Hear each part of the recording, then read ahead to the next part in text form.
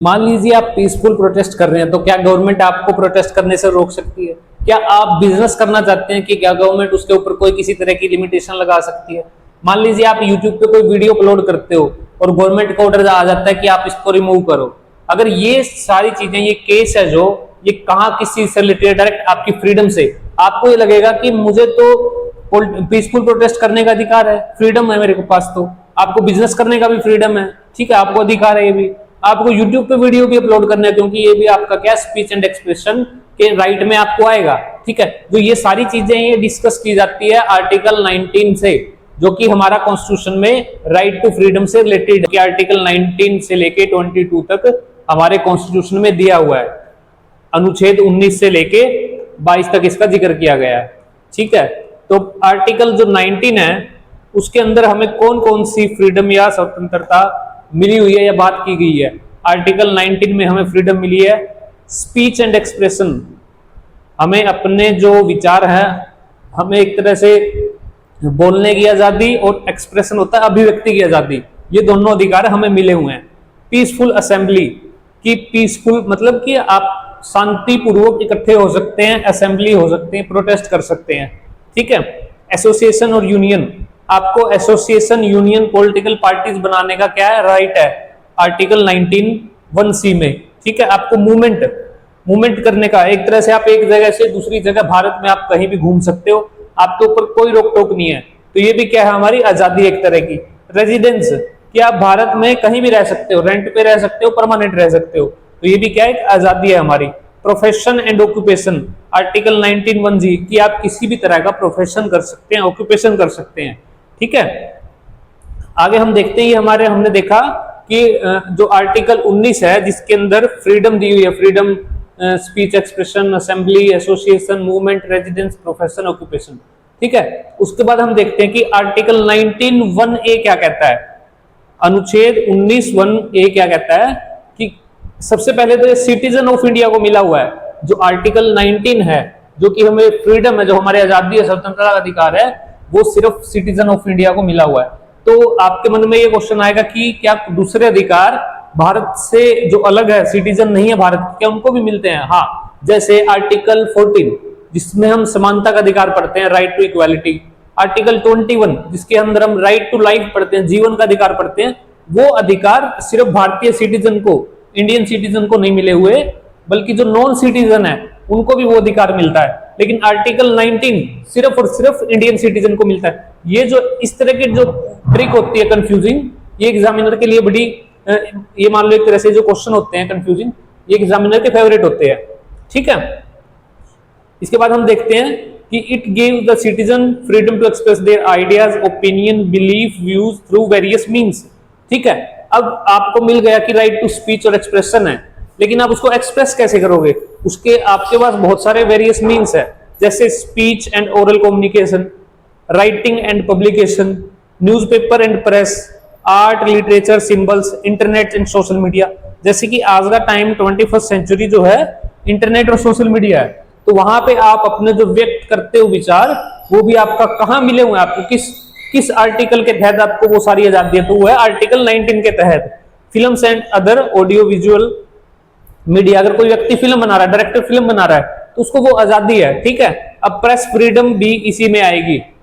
Press freedom यहाँ कहीं लिखी नहीं हुई, तो कॉन्स्टिट्यूशन में प्रेस फ्रीडम अलग से नहीं मेंशन, इसी के अंदर प्रेस फ्रीडम आर्टिकल 19(1) में आएगी, ठीक है।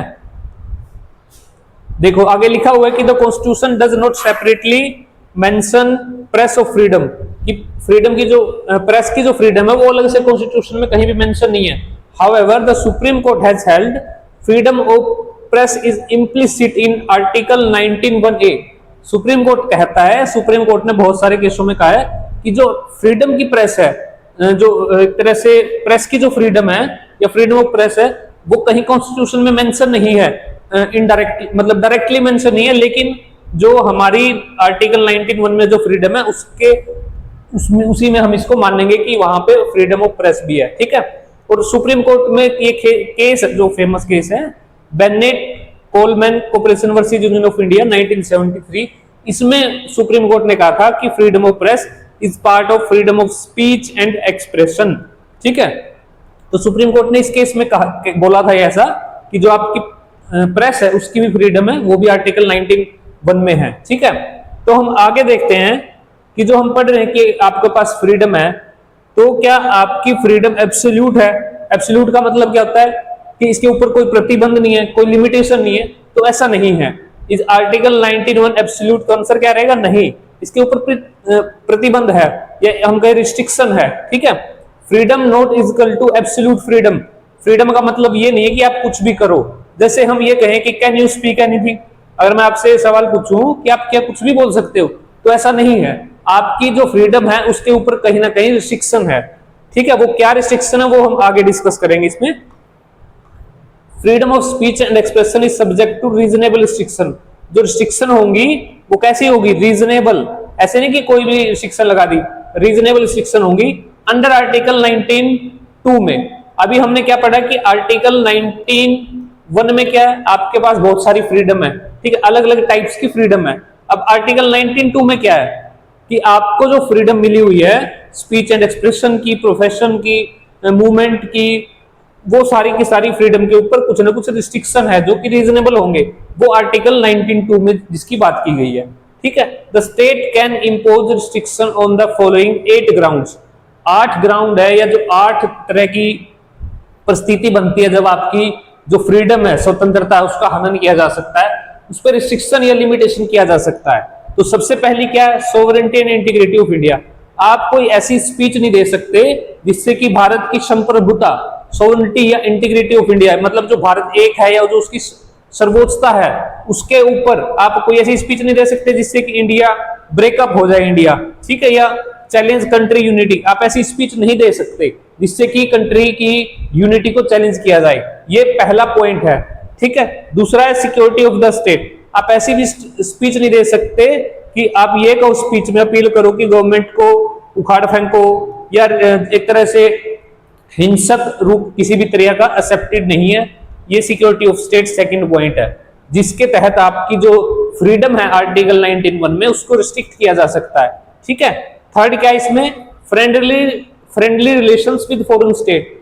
आप किसी भी भारत के फ्रेंडली जो रिलेशन है किसी देश के साथ, भारत के या फ्रेंडली देश है भारत का, उसके खिलाफ कोई प्रोपेगेंडा नहीं चला सकते। अब जैसे रूस है, रसिया है, आप उसके खिलाफ कोई प्रोपेगेंडा या फॉल्स इंफॉर्मेशन नहीं चला सकते, क्योंकि वो हमारे फ्रेंडली नेशन है हमारा रसिया, और उससे हमारे जो नेशनल इंटरेस्ट है उनका क्या होगा? उनपे एक तरह से उनका नुकसान होगा। ठीक है, उसके बाद क्या? Public order. Speech which cause public unrest, disturb peace, rioting, मतलब कोई आप ऐसी स्पीच भी नहीं दे सकते जिससे कि लॉ एंड ऑर्डर या पब्लिक ऑर्डर खराब हो जाए, जिससे कि वॉयलेंस हो, या आप किसी तरह से वो बोलते हैं जिसको पीस को डिस्टर्ब नहीं कर सकते, पब्लिक अनरेस्ट नहीं कर सकते, और राइटिंग नहीं कर सकते। ठीक है, इसके बाद क्या? डिसेंसी और morality. Stop obscene, vulgar, sexually explicit material, मतलब कि आप मोरालिटी जो है, सोसाइटी की मोरालिटी होती है कम्युनिटी की, आप उसको भी आप कुछ ऐसा नहीं कर सकते। आप कुछ, जैसे हमने देखा कि जो आपका राइट टू फ्रीडम है उसमें स्पीच भी आएगी। ठीक है, उसमें आपके बहुत सारे एक्सप्रेशन के हमने तरीके देखे, वेज क्या है। ठीक है, उस वेज में आप ये नहीं बोल सकते कल को कि कोई फोटो या कोई वीडियो ऐसी वल्गर हो आप उसको शेयर करो, क्योंकि वो क्या हो जाएगी? वो मोरालिटी के अगेंस्ट में जाएगी। ठीक है, 5वां पॉइंट ये है। उसके बाद है कंटेम्प्ट ऑफ कोर्ट, कि आप कोई ऐसी स्पीच नहीं दे सकते, ऐसा कोई कार्य नहीं करेंगे जिससे कि आप जो कोर्ट होता है, कोर्ट की अथॉरिटी को लोअर नहीं करेंगे या कोर्ट को नीचा नहीं दिखाएंगे। इसका मतलब ये नहीं है कि आप कोर्ट की आलोचना नहीं कर सकते, जुडिशरी की आलोचना नहीं कर सकते, क्योंकि आज के टाइम में भी जुडिशरी की आलोचना करना स्वाभाविक है। क्योंकि जो जुडिशरी के अंदर हम देखते हैं कि कोई जो नियुक्ति होती है, अपॉइंटमेंट होती है, जुडिशरी हमारा एक पहला इंस्टीट्यूट है भारत का जिसकी नियुक्ति खुद जुडिशरी करती है। ठीक है, नहीं तो हर इंस्टीट्यूट में ऐसे नहीं होता। कॉलेजियम सिस्टम में कोई ट्रांसपेरेंसी नहीं है, जिसकी डिमांड अलग अलग टाइम में हमारे देश में चलती रहती है, करते रहते हैं। तो ये कंटेम्प्ट ऑफ कोर्ट। उसके बाद है डिफेमेशन, कि आप स्पीच तो दे रहे हैं, आप कुछ बोल रहे हो, एक्सप्रेस कर रहे हो अपने आप को, लेकिन किसी व्यक्ति के खिलाफ ऐसा कुछ नहीं बोल सकते जिससे कि उसकी जो पर्सनल रेपुटेशन है, उस पर्सन की रेपुटेशन है, ये उसका नाम है जो सोसाइटी है, समाज में, कि वो खराब हो जाए। ठीक है, इसके बाद क्या? Incitement to offense. आप ऐसी स्पीच नहीं दे सकते जिस स्पीच में आप एनकरेज कर रहे हो पब्लिक को कि आप कुछ कमिट ए क्राइम, कि आप कुछ क्राइम करो। तो ये हमारी 8 क्या है, आर्टिकल 19(2) में 8 हमारी वो लिमिटेशन है, वो रिस्ट्रिक्शन है जो कि आपकी फ्रीडम के ऊपर लगाई जा सकती है। ठीक है, sovereignty and integrity of India, security of state, friendly relation with foreign state. ठीक है, इसके बाद क्या है, पब्लिक ऑर्डर, डिसेंसी और मोरालिटी। उसके बाद क्या, कंटेम्प्ट ऑफ कोर्ट और डिफेमेशन और इंसाइटमेंट टू एन ऑफेंस। ठीक है, ये 8 कारण हो सकते हैं जिसके बेस पे गवर्नमेंट आपकी जो फ्रीडम है, right to speech and expression है, उसको क्या कर सकती है, लिमिट कर सकती है। ठीक है, तो अगर आगे हम देखते हैं कि the government can add new reason to limit free speech without a constitutional amendment. The government can not add, कि गवर्नमेंट को अगर न्यू रीजंस, जैसे हमने क्या पढ़ा, 8 पॉइंट्स पढ़े हमने कि 8 जो तरीके इस बेस पे आपको लिमिट कर सकते हैं, रिस्ट्रिक्शन कर सकते हैं आपकी स्पीच को। लेकिन क्या गवर्नमेंट इस 8 में और भी कर सकती है इंक्रीज, इसको 9 कर दें, 10 कर दें, 11 कर सकती है गवर्नमेंट। लेकिन उसके लिए गवर्नमेंट को क्या करना पड़ेगा, कॉन्स्टिट्यूशनल अमेंडमेंट करना पड़ेगा, संवैधानिक संशोधन करना पड़ेगा, उसके बिना ऐड नहीं किया जा सकता। ठीक है, तो अब ट्रैप क्या रहेगा, जैसे यूपीएससी में या कोई भी और एग्जाम, उसमें ट्रैप क्या रहेगा कि हमने कहीं भी पब्लिक इंटरेस्ट नहीं पढ़ा। जितने भी हमने 8 पॉइंट पढ़े हैं, पब्लिक ऑर्डर जरूर पढ़ा हमने इसमें, लेकिन पब्लिक इंटरेस्ट हमने इसमें नहीं पढ़ा है। ठीक है, तो पब्लिक इंटरेस्ट कोई ग्राउंड नहीं है आर्टिकल 19(2) में। 19(2) आर्टिकल किस चीज से रिलेटेड है, दोबारा आप देख लेते हैं एक बार। आर्टिकल 19(1) आपकी फ्रीडम के बारे में है, जितने भी आपकी फ्रीडम आपको। आर्टिकल 19(2) में क्या, इन फ्रीडम के ऊपर रिस्ट्रिक्शन है, लिमिटेशन है। ठीक है, तो ये जो आर्टिकल 19(2) में लिमिटेशन है, उसमें कहीं भी पब्लिक इंटरेस्ट नहीं मेंशन। बहुत सारी हमने 8 पॉइंट देखे वो मेंशन है, लेकिन पब्लिक इंटरेस्ट मेंशन नहीं है। ठीक है, इसके बाद क्या है कि आर्टिकल 19(1) क्या कहता है, right to speech and expression. 19(2) क्या कहता है, constitutional grounds on which that freedom can be reasonably restricted. और इंपॉर्टेंट सुप्रीम कोर्ट केस हमने पढ़ा था, Bennett Coleman versus Union of India. ठीक है, इसके बाद क्या है, अब एक क्वेश्चन उठेगा, ये तो हमने जो फ्रीडम पढ़ी है, ये हमारी एक तरह से थी कि हम स्पीच नहीं दे सकते, एक्सप्रेस नहीं कर सकते, ये लिमिटेशन है हमारी कहीं ना कहीं।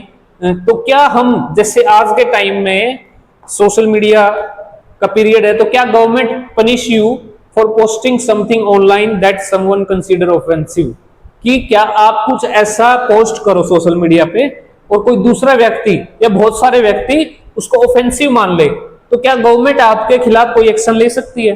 तो ये जब मुद्दा कोर्ट के सामने आया, ये मुद्दा आया था केस में, जो केस था Shreya Singla versus Union of India, 2015 का केस है ये।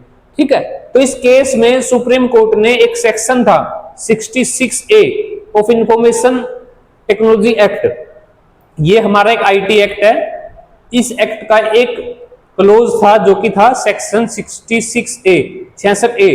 इसमें क्या हुआ, इसको सुप्रीम कोर्ट ने स्ट्रक डाउन कर दिया। क्यों, क्योंकि ये वोलेट कर रहा था आर्टिकल 19(1)A, जो आपकी फ्रीडम है आर्टिकल 19(1)A में, उसको ये वोलेट कर रहा था, उसके अगेंस्ट जा रहा था ये। इसलिए सुप्रीम कोर्ट ने इसको क्या कर दिया, स्ट्रक डाउन कर दिया, इसको खत्म कर दिया, नल एंड वॉइड कर दिया इसको।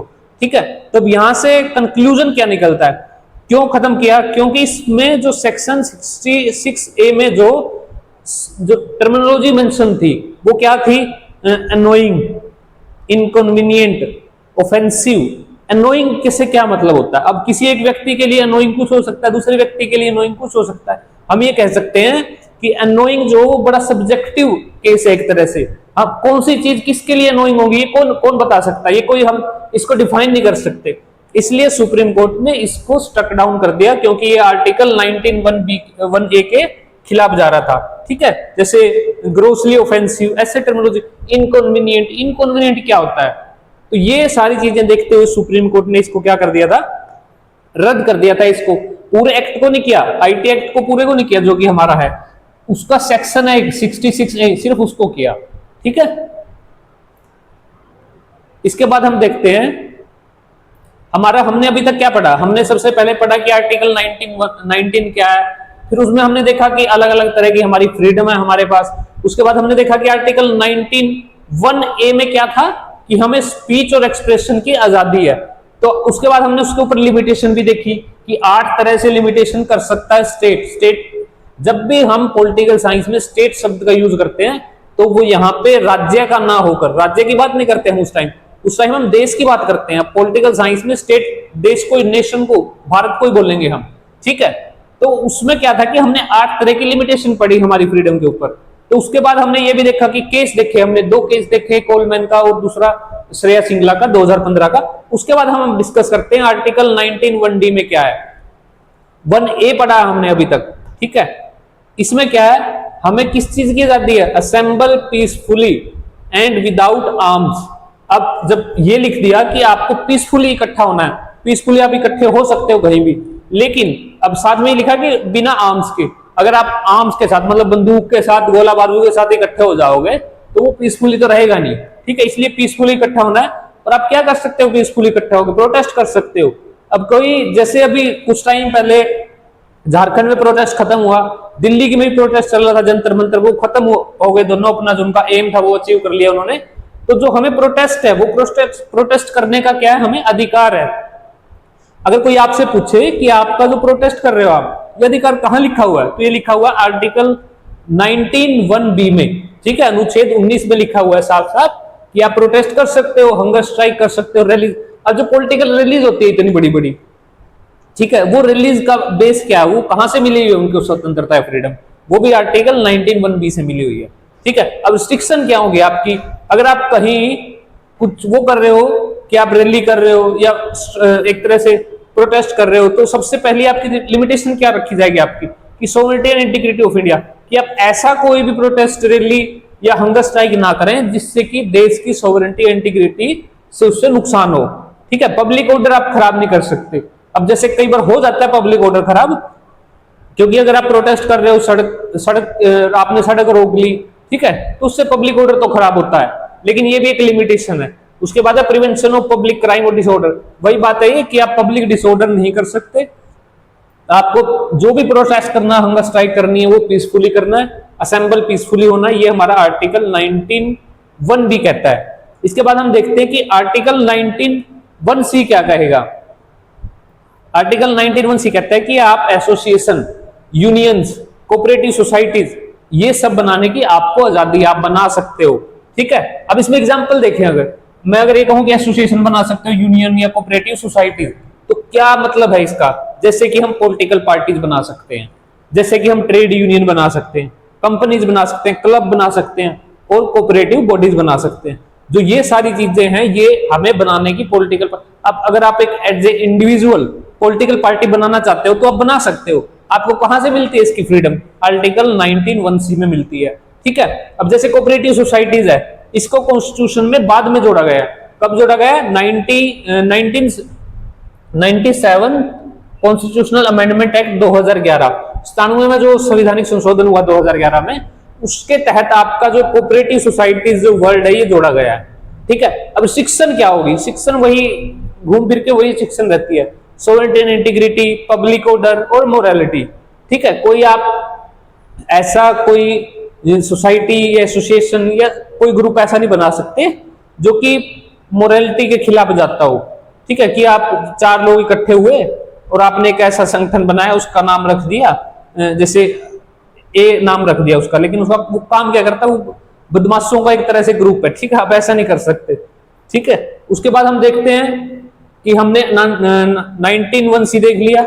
अब आगे चलते हैं हम 19 1D में क्या है, move freely through out the territory of India, कि आपको भारत में घूमने फिरने की क्या है, आजादी है। आप कहीं भी भारत में किसी भी एरिया में जा सकते हो, कहीं भी जा सकते हो, ठीक है। लेकिन रिस्ट्रिक्शन क्या है इसमें, जैसे हमने बोल दिया कि जैसे आप ये बोलो कि जैसे कुछ टाइम बच्चे क्या करते हैं, पढ़ते रहते हैं, एग्जाम देते हैं, पेपर कैंसिल हो जाता है या लीक हो जाता है, ठीक है, प्रॉब्लम रहती है बच्चों को। लेकिन लंबे टाइम तक तैयारी करते हैं, 5 साल 6 साल, लेकिन मान लो उस तैयारी के दौरान क्या होता है, बच्चे थोड़ा फ्री होने के लिए, फ्री फील करने के लिए घूमने जाते हैं। तो जो आपकी घूमने की आजादी है, घूमने का मतलब है कि अगर आप नॉर्थ इंडिया में हो तो आप जैसे जम्मू कश्मीर जाते हो, उत्तराखंड, हिमाचल, यहाँ जाते हो, राजस्थान, ठीक है।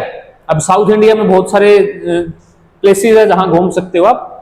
अब ये क्या है कि आपको अधिकार है ये घूमने का, आप ये नहीं कि ऐसा कि आपके ऊपर शिक्षा नहीं है, लेकिन अब घूम सकते हो, ठीक है। लेकिन कुछ ना कुछ तो लिमिटेशन, जैसे हमने पढ़ा कि आर्टिकल 19 जो आपको वो एब्सोल्यूट नहीं है, ऐसा नहीं है कि उसके ऊपर कुछ रिस्ट्रिक्शन नहीं है, कुछ सीमाएं नहीं है, लिमिटेशन नहीं है, जैसे इंटरेस्ट ऑफ एसटी क्या होता है, शेड्यूल्ड ट्राइब्स। अब जो लोग एसटी शेड्यूल्ड ट्राइब्स है, वो हम वैसे इनको बोलते हैं कि ये उतने डेवलप नहीं है। अब डेवलपमेंट की भी अपनी अपनी एक तरह से डेफिनेशन है। अब जो हमारे मॉडर्न स्टेट है, जो हमारा स्टेट है इंडिया, जो हमारा राज्य है, जो हमारा यूनियन है, जो देश है हमारा, उसकी डेफिनेशन ये है, या जो मॉडर्न जो इकोनॉमी है उसकी डेफिनेशन ये है कि डेवलपमेंट का मतलब है कि आप पेड़ पौधों को साफ कर दो, जंगल को साफ कर दो, सड़कें हो, चौड़ी चौड़ी ऊंची ऊंची बिल्डिंग हो, ठीक है, ये हमारी डेफिनेशन है। लेकिन जो एसटी शेड्यूल्ड ट्राइब्स है, जो लोग नियर बाई फॉरेस्ट रहते हैं या फॉरेस्ट में रहते हैं, फॉरेस्ट इनका घर था पहले, ठीक है, हम इनको कहते हैं कि ये डेवलप नहीं है उतने, लेकिन ऐसा नहीं है। हम नेचर के साथ इनका बड़ा कोऑर्डिनेशन है, और हमारे से ज्यादा ये क्या है, नेचर के करीब है और डेवलप है, ठीक है। लेकिन हम पढ़ रहे हैं कि हम पूरे देश में फ्रीली घूम सकते हैं, लेकिन कुछ लिमिटेशन जरूर है फिर भी, कि आप उस एरिया में नहीं जा सकते। जो इंटरेस्ट है शेड्यूल्ड ट्राइब्स के, आप उनके खिलाफ नहीं कर सकते, या उस एरिया में जाने से पहले आपको परमिशन लेनी पड़ेगी। अब जैसे नॉर्थ ईस्ट है, नॉर्थ ईस्ट में जाने से पहले हो सकता है आपको कोई परमिट की जरूरत पड़े, ठीक है, या आपको जैसे आप उत्तराखंड हिमाचल जाओ तो हो सकता है वहां आपको इन्वायरमेंट टैक्स ले, आपसे पोल्यूशन टैक्स या इन्वायरमेंट टैक्स कुछ भी कह लो, उसको ग्रीन टैक्स लें आपसे, ठीक है।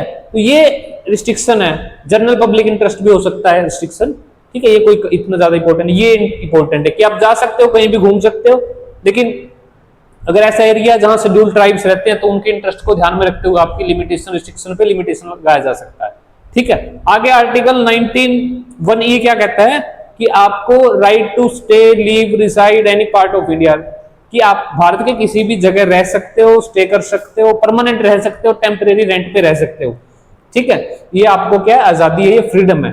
लेकिन इसमें भी रिस्ट्रिक्शन क्या है कि आप उस एरिया में जहां ट्राइबल रहती है वहां हो सकता है कि आपको जाने ना दे, वहां आपको रहना, क्योंकि जो हमारी ट्राइबल है, शेड्यूल्ड ट्राइब्स है, उनका कल्चर जो है वो हमारे जो एक तरह से हमका मेजोरिटी में जो पॉपुलेशन है उससे डिफरेंट है, ठीक है। उनके अपने रिचुअल्स है, अपने कस्टम्स है, अपनी एक पूरा जो जीवन शैली, एक अपना जीने का उनका तरीका है, इसलिए वो कई बार हमारे साथ मिक्स नहीं हो पाते, और कई बार हमें नहीं पता होता, हम डिस्टर्ब भी कर देते हैं उनके, इसलिए हमें प्रोटेक्शन ऑफ ट्राइबल लिखा हुआ है यहाँ पे रिस्ट्रिक्शन में, ठीक है। पब्लिक सेफ्टी है कि आप रह सकते हो, जा सकते हो, लेकिन ऐसा नहीं है कि आप कहीं रह रहे हो उससे पब्लिक सेफ्टी जो है, पब्लिक मतलब कुछ पब्लिक सेफ्टी एक तरह से खराब होती हो, ठीक है।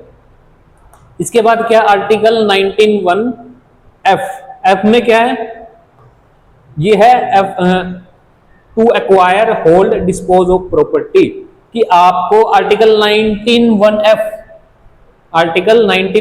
कि आप प्रॉपर्टी को रख सकते हो, डिस्पोज बेच सकते हो, ठीक है, होल्ड कर सकते हो, एक्वायर कर सकते हो, नहीं खरीद सकते हो, ये आपको अधिकार है। लेकिन ये आपका मौलिक अधिकार पहले था, फंडामेंटल, अब ये डिलीट हो चुका है, यहां से डिलीट करके हमने इसको कहां भेज दिया, आर्टिकल 300A में, जहां हमने इसको क्या बना दिया, लीगल राइट, जहां हमने इसको क्या बना दिया, कॉन्स्टिट्यूशनल राइट।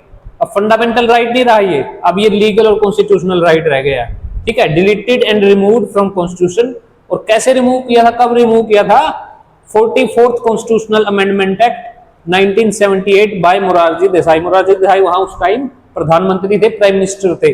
जनता गवर्नमेंट जो थी उनकी सरकार थी। जब हमारे देश में इमरजेंसी खत्म हुई, 75 से 77 2 साल इमरजेंसी चली, आपातकाल चला, 77 में जब इमरजेंसी खत्म होती है, चुनाव होते हैं, तो जनता गवर्नमेंट जीतकर अपनी सरकार बनाती है, और जनता गवर्नमेंट जब जीतती है तो उसमें जो हमारे प्रधानमंत्री होते हैं मोरारजी देसाई बनते हैं, ठीक है। इन्होंने ये एक्ट पास किया था, जो राइट टू प्रॉपर्टी है उसको क्या बना दिया था, लीगल राइट बना दिया था, कॉन्स्टिट्यूशनल राइट बना दिया था, ठीक है। इसके बाद हम देखते हैं, जैसे लिखा हुआ प्रेजेंट स्टेटस क्या है इसका, लीगल राइट है और कॉन्स्टिट्यूशनल राइट है। अब इसका जो इन्होंने किया था, ये reduce conflict with land reform and social welfare policy sorry, reason क्या था इनका करने का, कि राइट टू प्रॉपर्टी को फंडामेंटल राइट से हटा के लीगल राइट बना दिया। तो उनका रीजन जो था वो था कि जो लैंड रिफॉर्म थे, जो जमीन सुधार से रिलेटेड जो कानून बनाए जा रहे थे, सुधार किया जा रहा था जमीन से रिलेटेड, या सामाजिक सोशल वेलफेयर पॉलिसीज थी, कि ऐसी पॉलिसीज जो समाज में वेलफेयर लाने के लिए बनाई जा रही थी, लैंड रिफॉर्म किया जा रहा था। ये जो प्रॉपर्टी का अधिकार है, जो ये उसके कई बार कंफ्लिक्ट हो जाता था इनका आपस में, ठीक है।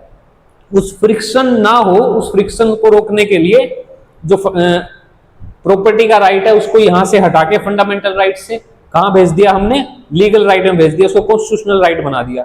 ठीक है, इसके बाद क्या है नेक्स्ट, आर्टिकल 19(1)(g), इसमें क्या है, right to practice any profession और कैरी और एनी ऑक्यूपेशन, ट्रेड और बिजनेस, कि आप कोई भी किसी भी तरह का प्रोफेशन कर सकते हो, ऑक्यूपेशन कर सकते हो, ट्रेड कर सकते हो, बिजनेस कर सकते हो। ठीक है, ये आपकी आजादी है। अगर कल आप चाहो कि कोई शॉप खोलनी है मेरे को, कोई होटल खोलना, हाँ रजिस्ट्रेशन होता है, रजिस्ट्रेशन कंपलसरी है गवर्नमेंट के अंडर में, लेकिन आप कर सकते हो, आपको आजादी है वो करने की। कुछ रिस्ट्रिक्शन है कि professional rule, public interest, state इसको छोड़ो अभी, स्टेट मोनोपोली, प्रोफेशनल रूल और ये जो पब्लिक इंटरेस्ट है इसको देखते हैं कि आप ऐसा प्रोफेशन नहीं कर सकते जिससे कि पब्लिक जो इंटरेस्ट है वो कहीं ना कहीं हर्ट होता हो। ठीक है, ऐसा क्या नहीं कर सकते कि जिससे पब्लिक इंटरेस्ट है जो उसका पब्लिक इंटरेस्ट के खिलाफ जाता हो। प्रोफेशनल रूल का मतलब है कि जैसे गवर्नमेंट वैकेंसी निकलती है, तो अगर आपको यूपीएससी की तैयारी करनी है तो ग्रेजुएशन कंपलसरी है, किसी भी फील्ड में आपकी ग्रेजुएशन होनी चाहिए। तो ये प्रोफेशन के रूल होते हैं किसी भी प्रोफेशन में एंट्री करने से पहले। ठीक है, अब स्टेट मोनोपोलीज क्या है यहाँ पे कि आपको आजादी है किसी भी प्रोफेशन की प्रैक्टिस करने की, ऑक्यूपेशन की, ट्रेड की, बिजनेस की, लेकिन गवर्नमेंट मोनोपोली कर सकती है कुछ बिजनेसेस पे, कुछ सर्विसेज पे, और उसको पब्लिक सेक्टर के लिए ओपन ना करे गवर्नमेंट। ये गवर्नमेंट की क्या है, गवर्नमेंट ऐसा कर सकती है, गवर्नमेंट की इच्छा पे निर्भर है ये। ठीक है, इसको स्टेट मोनोपोली। तो ये शिक्षण है हमारी जो कि हमने पढ़ी 19(1)(g) में, कि हम काम कर सकते हैं, बिजनेस कर सकते हैं, ट्रेड कर सकते हैं, बिजनेस व्यापार कर सकते हैं, और उसके ऊपर रिस्ट्रिक्शन क्या है, ये 3 रिस्ट्रिक्शन है। ठीक है, अब क्वेश्चन उठता है कि आर्टिकल 19 जो है हमारा राइट है, जो इसमें हमने फ्रीडम के बारे में पढ़ा कि कितने टाइप की फ्रीडम है। ठीक है, वो क्या भारत के सिटीजन को मिला हुआ है सिर्फ, मतलब इंडियन जो सिटीजन है क्या उनको मिला हुआ है या फॉरेनर को मिला हुआ है? सिटीजन ओनली, ऑल पर्सन, क्या सभी को मिला हुआ है, या सिटीजन फॉरेनर दोनों को मिला हुआ है, या सिर्फ वोटर्स को मिला हुआ है? तो इसका आंसर क्या रहेगा कि ओनली सिटीजन। ये हमने सबसे पहले ही डिस्कस किया था कि आर्टिकल 14, आर्टिकल 21 ये किसको मिले हुए हैं? सबको मिले हुए हैं। ठीक है, ऑल, चाहे वो इंडियन सिटीजन हो या ना हो, लेकिन जो आर्टिकल 19 है वो सिर्फ भारतीय नागरिक को मिला हुआ है। ठीक है, अब 14 और 21 सभी को मिले हुए, इसके पीछे कारण है, अगर भारत विदेश का नागरिक कोई यहाँ आता है तो क्या उसको 14 में क्या है कि आपको प्रोसीजर स्टैब्लिश बाय लॉ, नहीं मतलब जैसे आपको इक्वालिटी है इसमें, 14 में क्या इक्वालिटी, इक्वालिटी कंसेप्ट है कि आपको इक्वालिटी बिफोर लॉ है, इक्वल प्रोटेक्शन ऑफ लॉ है। तो क्या हम किसी भी व्यक्ति को जो बाहर का भी आएगा उसके ऊपर ये जो equality before law, equal protection of law है, क्या ये देंगे? नहीं, ये राइट ये देना पड़ेगा हमें। अब 21 में क्या है कि राइट टू लाइफ है, कि आपको जीवन का अधिकार तो देना पड़ेगा, बेशक वो फॉरेनर हो। ठीक है, इसलिए ये दोनों जो 14 और 21 है ये सब पे लागू होते हैं। वहीं जो आर्टिकल 19 है वो सिर्फ इंडियन सिटीजन को मिला हुआ है। यही इस तरह के क्वेश्चन एग्जाम में आते हैं। ठीक है, इसके बाद क्या है कि आर्टिकल 19 अवेलेबल फॉर फॉरेनर, तो आंसर क्या रहेगा कि सिर्फ भारत के नागरिकों को ये मिला हुआ है, बाहर के किसी व्यक्ति को नहीं मिला हुआ। ठीक है, नो। तो इससे आगे हम देखते हैं आर्टिकल 20 के बारे में। आर्टिकल 20 क्या कहता है कि आप ये इमेजिन करो कि today the government passes a law saying that using a particular word on social media is a crime. मान लो आपने कल कोई सोशल मीडिया पे कोई शब्द, आजकल जैसे सोशल मीडिया बहुत चल रहा है, ठीक है, सोशल मीडिया पे आपने कल कोई शब्द था जो यूज किया था, ठीक है, कोई आपने ऐसी बात लिखी थी जो कि आज से, कल लिखी थी लेकिन आज से जो पार्लियामेंट है उसने कानून बना दिया कि वो जो शब्द है वो यूज करना गलत है, इलीगल है, वो गैर कानूनी है। तो क्या आपको सजा हो सकती है? ठीक है, तो क्या आंसर आएगा? नहीं हो सकती। क्यों नहीं हो सकती, वो आगे डिस्कस करेंगे। इसमें ये जो पॉलिटिकल साइंस में कॉन्स्टिट्यूशनल या लॉ की डेफिनेशन में इसको बोलते हैं no ex post facto criminal law. ठीक है, कि आप किसी कानून को जो आज बना उसको पीछे जाके लागू नहीं कर सकते। और किस तरह कानून? जो कि क्रिमिनल से चीजों से रिलेटेड हो। सिविल के केस आप कर सकते हो, टैक्स को कर सकते हो, टैक्स से रिलेटेड, ठीक है, आप क्रिमिनल को नहीं कर सकते। मान के चलिए क्रिमिनल का मतलब है कि आप ऐसे कानून को जो कि क्रिमिनल से रिलेटेड है उसको आप पीछे जाके क्या नहीं कर सकते। अब जैसे मैटर क्या होता है, दो तरह के मैटर होते हैं ना, सिविल और क्रिमिनल, दो तरह के मैटर होते हैं। अब क्रिमिनल जैसे नाम से ही, जहां जैसे ऐसे क्राइम की जिक्र आता हो, जैसे आपने लूट कर ली, किसी का मर्डर कर दिया, किसी की मारने की कोशिश की, ठीक है। बहुत सारे जो हम जिनको ये बोल सकते हैं कि बहुत जिसमें ज्यादा सजा होती है, वो सारे के सारे क्रिमिनल। सिविल में क्या होता है, छोटे मोटे केस है, कोई डिवोर्स का केस है या कोई प्रॉपर्टी का, वैसे ठीक है, वैसे नॉर्मल केस है, वो सारे सिविल में होते हैं। तो जो ये लॉ होता है कोई भी, वो एक्स पोस्ट फैक्टो क्रिमिनल, वो आज अगर लागू, आज कोई कानून बनाया नया, वो पीछे जाके क्रिमिनल मैटर में लागू नहीं हो सकता, सिविल में हो सकता है, ठीक है। अब सेकंड देखो आप क्या इसमें, can you punish me twice for this same offence. क्या आपको मान लो आज पकड़ लिया जाता है किसी केस में, ठीक है, आपने चोरी की थी, आपने चोरी की थी, जैसे आजकल चोरियां बहुत हो रही है देश में, अगर आपने चोरी की थी तो क्या आपको उस चोरी के लिए, उस ऑफेंस के लिए 2 बार सजा दी जा सकती है? तो आंसर क्या है, नो। और इस कंसेप्ट को क्या बोलते हैं, नो डबल जेपार्डी, ठीक है, आपको 2 बार सजा नहीं दी जा सकती एक क्राइम के लिए। इसके बाद क्या है, can you force me to testify against myself. मान लो आपको पुलिस पकड़ लेती है, ठीक है, आपने कुछ कर दिया, आपने किसी पुलिस वाले की गाड़ी की हवा निकाल दिया आपने, उसने, पुलिस ने आपको पकड़ लिया, ठीक है, तो क्या आप, वहां किसी ने देखा नहीं आपको, क्या आपको पुलिस आपके खिलाफ ही गवाह बना सकती है? तो आंसर रहेगा नहीं बना सकती। इस कंसेप्ट को बोलते हैं नो सेल्फ इंक्रीमेशन, कि आप खुद के खिलाफ गवाह नहीं बनाए जा सकते, ठीक है। तो हमने 3 चीजें देखी है अब तक, जो कि आपके खिलाफ कोई भी ऐसा कानून नहीं लागू किया जा सकता जो कि आज पास हुआ लेकिन कल लागू कर, मतलब पास्ट में उसको लागू कर दे, ठीक है, नो पोस्ट फैक्टो। उसके बाद हमने पढ़ा कि आपको एक क्राइम के लिए 2 बार सजा नहीं दी जा सकती, ठीक है, सेम ऑफेंस के लिए। उसके बाद एक टेस्टिफाई अगेंस्ट, आपको खुद के खिलाफ गवाह नहीं बनाया जा सकता। ये 3 चीजें हमने इसमें देखी, ठीक है। अब थोड़ा इसमें और एक्सप्लेन कर लेते हैं, इसको देख लेते हैं कि नो एक्स पोस्ट फैक्टो क्या होता है। ए person can not be punished for an act that was not an offence when committed. मान लीजिए मैं आज कुछ, मतलब कि आज कुछ क्राइम करता हूं, ठीक है, ये मान लो मैंने आज कुछ ऐसी आज मान लो, ये मान के चलते हैं आज मैं YouTube पे पढ़ा रहा हूं, ठीक है, हो सकता है आने वाले टाइम में YouTube पे पढ़ाना क्या हो जाए, क्राइम हो जाए। तो ये नहीं बोल सकती सरकार वापिस पीछे आके कि आप उस टाइम पढ़ाते थे इसलिए आपको सजा दी जाएगी, ठीक है। लो पहले, क्राइम बाद में, तभी पनिशमेंट मिलेगी। पहले लो होना चाहिए उससे रिलेटेड जो आपने क्राइम किया, उसके बाद आपको सजा मिलेगी। इसको बोलते हैं नो एक्स पोस्ट फैक्टो, ठीक है। उसके बाद है no double jeopardy. A person can not be prosecuted and punished twice for the same offense subject to the constitutional formulation, कि नहीं किया जा सकता। अब इसमें ये एग्जांपल देखो, मान लो सलमान है, ठीक है, अब यहाँ पे सलमान एक नाम है बस, ठीक है, सलमान ने कमिट एन ऑफेंस, ठीक है, उसने कुछ क्राइम किया, he is prosecuted and punished, the state says, उसको सजा मिल गई, ठीक है, उसको उसने जो क्राइम किया था उसकी उसको सजा मिल गई, उसको वो जेल में रह चुका है। तो स्टेट ये चाहता है दोबारा से, स्टेट मतलब यहाँ पे भारत की बात है, भारत की जो सिस्टम है वो ये चाहता है कि उसको दोबारा से पनिश करे। तो ऐसा नहीं हो सकता, क्यों? क्योंकि इस कंसेप्ट को बोलते हैं नो डबल जेपर्डी, ठीक है। इसके बाद क्या, no self incrimination, an accused person can not be compelled to be witness against himself, कि खुद के खिलाफ गवाह नहीं। अब जैसे पुलिस बोले सच सच बताओ, टायर की हवा तुमने निकाल ली थी, फोर्स अक्यूज्ड टू से yes and become witness against himself, कि उसको फोर्स करे कि आप ये काम तूने किया था, हाँ बोल, मतलब जैसे पुलिस में क्या होता है, तो पुलिस आप कोर्ट में जाओगे तो उसमें, सॉरी, जो पुलिस स्टेशन में वहां माहौल जो होता है पुलिस ने जो बनाया हुआ भारत में, भारत की पुलिस के बारे में बोल रहा हूँ, वो डर का माहौल रहता है, ठीक है, कोई आम आदमी जाने से पहले बहुत डरता है वहां, ठीक है। तो वहां अगर कोई जाता है तो हो सकता है उसको कि उसके खिलाफ ही एक्यूज जो है उसके खिलाफ ये उसको विटनेस बना दिया जाए कि हाँ तूने चोरी की थी और तूने हाँ बोल दिया, तूने बोला कि हाँ मैंने चोरी की थी, इसको बोलते हैं सेल्फ इंक्रिमिनेशन। तो ऐसा नहीं कर सकते, ठीक है। तो ये हमने 3 चीजें पढ़ी है हमारे आर्टिकल 20 में।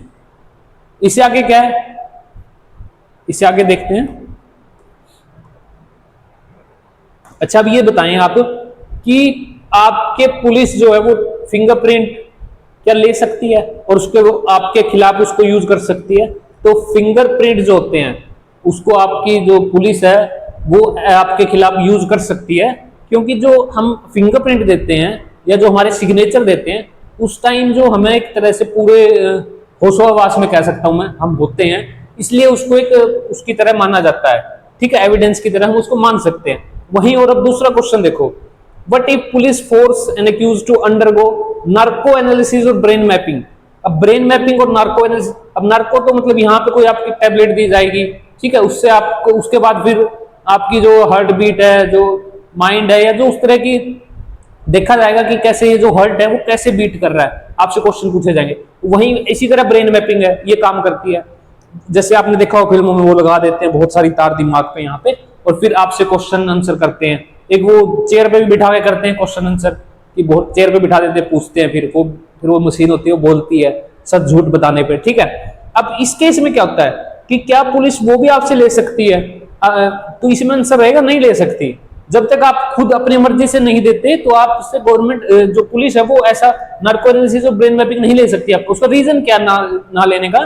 क्योंकि जब आप फिंगरप्रिंट देते हो, ठीक है, आप सिग्नेचर देते हो, उस टाइम आप होशो आवाज में होते हो, अवेयर होते हो आप इस चीज से।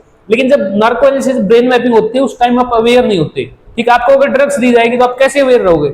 इसलिए मानता है सुप्रीम कोर्ट, मानता है, लॉ मानता है कि आप इनवॉलेंटरी, आप ये ब्रेन मैपिंग और नार्को एनालिसिस किसी भी क्रिमिनल का नहीं कर सकते। हाँ, अगर कोई क्रिमिनल, जैसे कि कोई भी क्रिमिनल अगर वो ये कहता है कि मैं सहमत हूं देने पे, ठीक है, वॉलेंटरली अपनी इच्छा से सहमत होता है, तो नार्को एनालिसिस और ब्रेन मैपिंग की जा सकती है। अब इससे रिलेटेड एक केस है Selvi versus State of Karnataka 2000 का, जिसमें सुप्रीम कोर्ट ने यही बोला जो हमने डिस्कस किया, involuntary administration of technique such as narco polygraph, ठीक है, brain mapping violate the constitutional protection against self incrimination, ठीक है। ये सारी चीजें, जो 3 चीजें लिखी हुई है, बिना हमारी परमिशन के, जो जिसको क्राइम मान लिया, जिसको क्रिमिनल मान लिया, उसको उसकी परमिशन के बिना नहीं हो सकती।